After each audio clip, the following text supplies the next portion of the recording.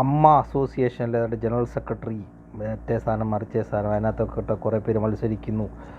അതിനെതിരെ കുറേ പേര് മെമ്മറി കാർഡ് വിവാദമായിട്ട് ആരുടെയോ വിലപ്പെട്ട വിവരങ്ങളൊക്കെ ചോർന്നു പോകുന്ന മെമ്മറി കാർഡുണ്ടെന്ന്. ഈ മെമ്മറി കാർഡും അമ്മയും തമ്മിൽ ഭയങ്കര അഭേദ്യമായ ബന്ധമുള്ള എല്ലാവരും അങ്ങ് മെമ്മറി കാർഡ് ഇഷ്യൂ ആണ് മൊത്തത്തിൽ. ഓരോ നമ്മുടെ പേട്ടൻ്റെ ഓരോ ട്രെയിനിങ്ങിൻ്റെ ഗുണമാണ്. പിള്ളേർക്കെല്ലാം ട്രെയിനിങ്, അമ്മയിലെ മക്കൾക്കൊക്കെ പേട്ടൻ ട്രെയിനിങ് കൊടുത്തിരിക്കുകയാണ് മെമ്മറി കാർഡ് എങ്ങനെ ഉപയോഗിക്കണം. പിന്നെ ഇതിനകത്ത് പല നടികളും ഇപ്പോൾ എന്തുകൊണ്ട് കുക്കു പരമേത് ഇവരൊക്കെ അറിയാവുന്നതാണ്.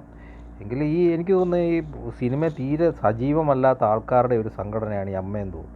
വല്ല വേലയും കൂലിയും പണിയും അഭിനയിക്കാൻ അവസരങ്ങളൊക്കെ ഉള്ള ആൾക്കാരൊക്കെ സിനിമയൊക്കെ ചെയ്ത് അവരൊന്നും ഇതിന് വരുന്നില്ല.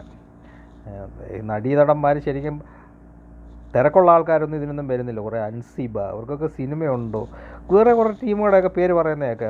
പൊന്നമ്മാവൻ ഇന്നാൾക്കം കണ്ട ഏതോ പടത്തിനകത്ത് തോക്കും പിടിച്ചുകൊണ്ടിരിക്കുന്നത് കണ്ടോ, അല്ലാതെ ഒന്നും കണ്ടിട്ടില്ല. ഇവരൊക്കെ ഭയങ്കര സജീവ പ്രവർത്തകരാണ്. ഈ പ്രവർത്തനം മാത്രമേ ഉള്ളൂ, സിനിമയിലെങ്ങും അവസരങ്ങളൊന്നും ഇല്ലെന്ന് തോന്നുന്നു.